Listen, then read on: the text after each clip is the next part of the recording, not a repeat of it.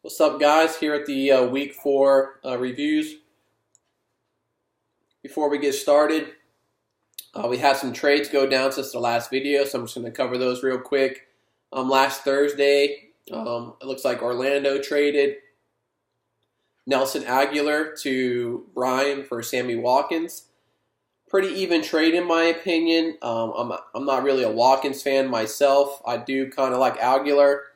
I heard that Aguilar doesn't really fit in with Carson Wentz so well, and now that they have Jeffrey back, he's going to be on the back burner.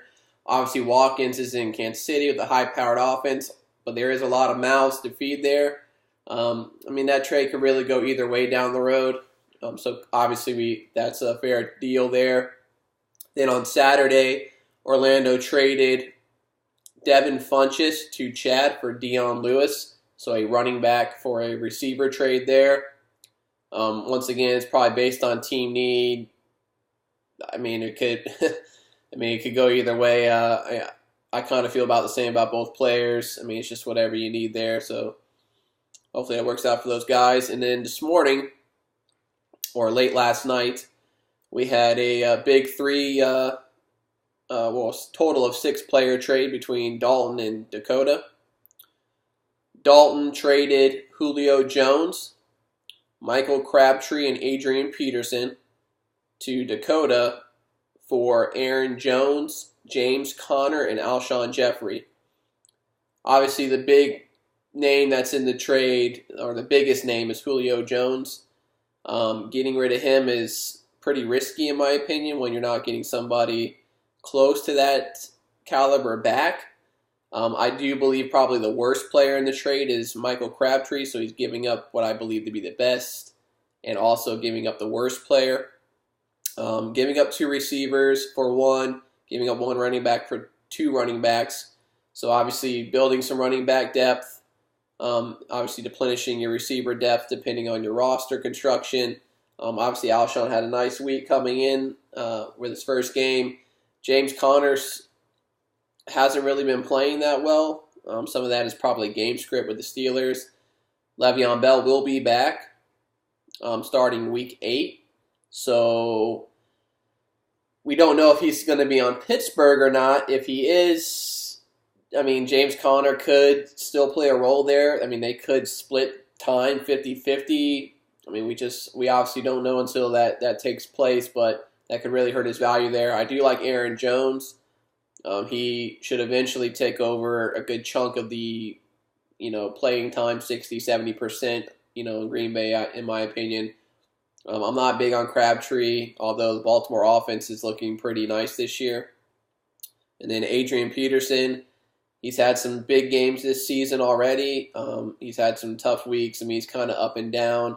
It just depends on how the Redskins are doing. If they're trailing, he's not going to be in the game. They're going to go with Chris Thompson. If they're winning, he will be in the game so they can maintain possession and clock management and hopefully milk the lead. So I would have sided with getting Julio Jones here, but I can see both sides there. So obviously we let that go through.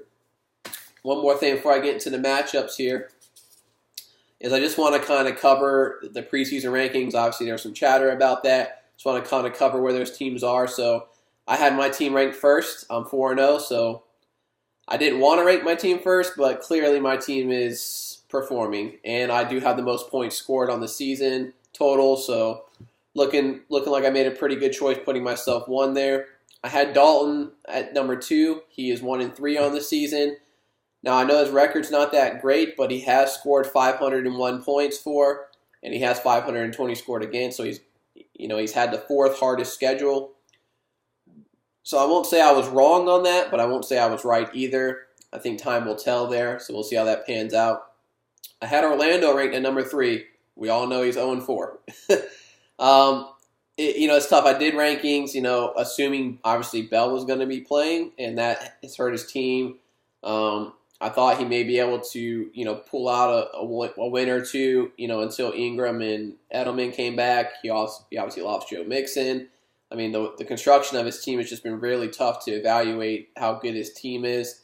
So I guess I'm wrong there. I don't know. It's kind of hard to tell with I evaluated it obviously with Bell, supposed to be Bell, and that clearly is not the case.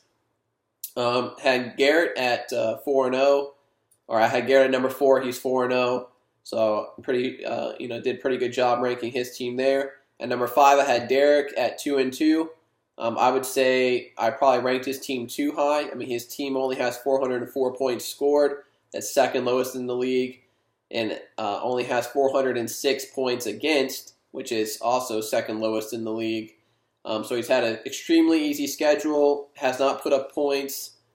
So, I mean, his record's 2-2, but his team's really not that good. He won't, I don't think he'll be finishing in that position later on this year. Number 6, I had Josh. He's 3-1.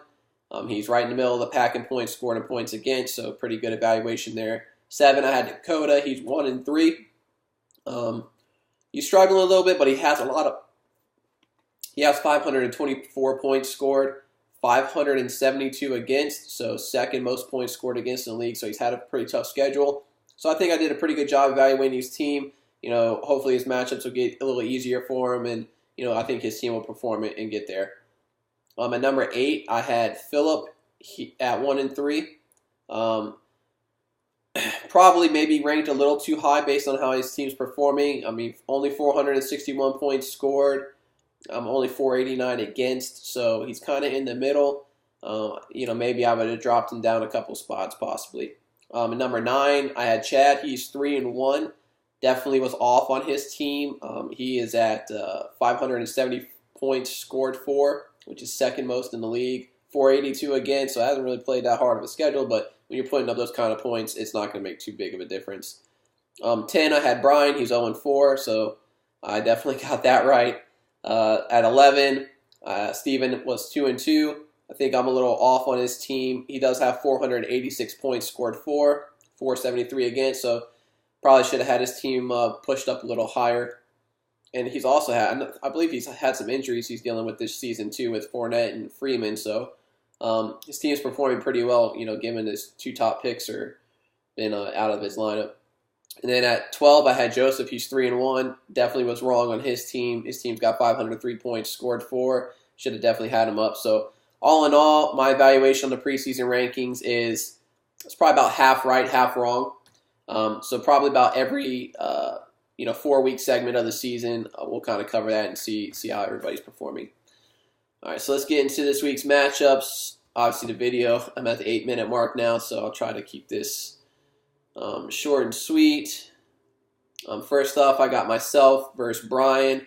I won 152-118. Nothing crazy. Mahomes kind of toned it down a little bit, only got 23. Kamara with the big game, 39. Thielen had 24. Tight end got hurt in the game. I did have Matt Ryan and Nick Chubb on the bench. Nick Chubb, 3 carries and 2 touchdowns. So looking at Brian's team, Brady played all right, 19. Todd Gurley with 24. Sterling Shepard had a nice game with 21. Crowell really shit the bed, a point. Did have D.D. Westbrook on the bench with 17, so that would have been a nice play to get him in the lineup. Next up, we have Chad versus Phillip. Chad won this one pretty easily, 157-129. Chad got 21 out of Stafford, 32 out of Elliott, 18 out of Diggs, 22 out of Kittle, 20 out of Ridley. Bears defense performed pretty well, 13. Nothing really going on his bench. And then we look at Phillips' team. Watson had a nice game with 31. His running backs really shit the bed. John Brown with 19. Robert Woods had 19 as well. And just nothing to speak of on his bench there. Next matchup we have is Garrett versus Orlando. This was a thrashing. Garrett doubled his freaking points. 162-79. 25 out of Hunt for Garrett. 12 for Kerryon Johnson. 16 for Green, who had the game-winning touchdown. Golden Tate with 29. Gio Bernard with 24. Kelsey with 17. He even had Tariq Cohen on the bench with 27. And not much else going on there. Looking over here at Orlando's team, Lynch had a nice game with 17. No points out of Watkins. He got hurt early in that game. 13 out of Ebron, 13 out of Eckler. Negative points out of the Browns defense. And his bench is all suspended and hurt, so nothing going on there. Next matchup we have is Josh and Dalton. Josh won this one easy. It was 115 to 118. Josh had Rivers with 22. David Johnson had an okay game with 16. Jordan Howard did absolutely nothing with 3 points. Amari Cooper, 23. Brandon Cooks, 22. Deshaun Jackson had 14. Trey Burton had a nice game with 16. James White with a big game with 27. I did have Corey Davis on the bench as well with 27 points. Looking here at Dalton's team, Breeze struggled this week with only 9. Melvin Gordon with a big week with 27. Royce Freeman found the end zone with 13. Julio can't find the end zone, but put up 22 points. And 16 out of his kicker as well. Did have Carson Wentz on the bench at 21, so could have got some more points switching out the quarterback there, but not going to hurt his team at all because it wouldn't have made a difference. Next up, we got Steven and Dakota. Steven won this one pretty easily, although it was close for a good bit of the week. This one was 149 to 128. Andrew Luck with a big game, 36. Cooper Kupp with 33. Tyler Boyd with 16. Zach Ertz with 16. Geronimo Allison, Jaguars defense at 11 apiece. Had Yeldon on the bench with 22. As Fournette as well, played Fournette. He left the game with injury. His hamstring is bothering him. They just probably need to sit him out for a while, maybe 2 or 3 weeks and see how things go. Looking here at Dakota's team, Kirk Cousins with 32, Aaron Jones with 15, Hopkins with 28, Tyreek Hill with 10. Eifert broke his leg in the game, or his ankle. He's got 12 points out of him. Really just had him in to fill in for the bye week. Didn't play Alshon, but Alshon was on the bench at 21. Got negative out of the defense, -2, and did have the Saints kicker who put up 16.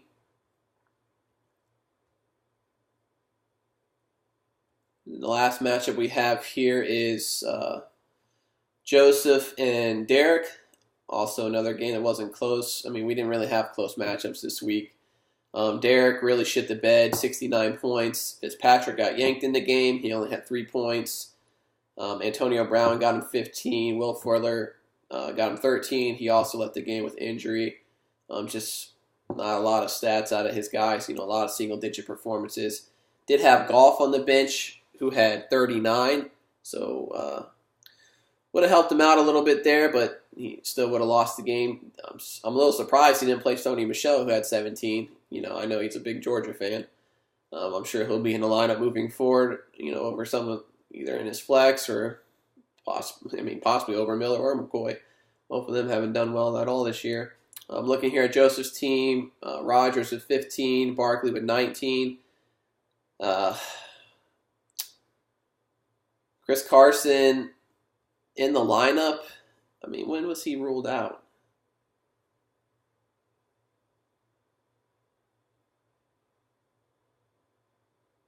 So it looks like Chris Carson got ruled out on Sunday. I'm not sure what time Sunday. So I'll let him slide playing him in the lineup. I know as of Sunday morning, probably about 10 o'clock. I don't believe there's any news out at that time because I believe that's when I was setting my lineups and things like that, and then I had to leave. So I'll give him a break there. He could have been at work, could have been in church. May not have gotten the news in time to change his lineup there. Didn't cost him those last minute things. Sometimes are tough to deal with. Did get 27 out of Jared Cook. Had 15 out of Phillip Lindsay, 14 out of Matt Bryant, and not much going on his bench there. So right now it looks like we still have 2 teams that are undefeated. Myself and Garrett. We have 2 teams that haven't won yet. That is Brian and Orlando. There is 3 teams at 1-3, 2 teams at 2-2, and 3 teams at 3-1. So we'll see how things go this week. I know I play Josh, so he will go from 3-1 to 3-2, obviously. Orlando and Phillip play. So 0-4 versus 1-3. Orlando's getting some of his players back, so that should probably be a pretty decent matchup. Chad and Dalton play. The projected scores are pretty close currently. Dakota and Garrett play. That should be a good matchup. Dakota made that big trade, and he's actually projected to win, but we'll see how that goes. Looks like we have Joseph and Steven, and looks like Steven's supposed to win by about 16, so we'll see how that goes because Joseph's team played pretty well this year. And then Brian and Derek, and it looks like Derek's supposed to beat Brian pretty easily right now. So see how that goes. Waivers process tomorrow at noon. I'm sure it's going to be a heavy waiver day with bye weeks and injuries and things like that. So it's going to be pretty interesting come noon. Who's willing to spin this week. Best of luck to everybody, and I'll see you next time.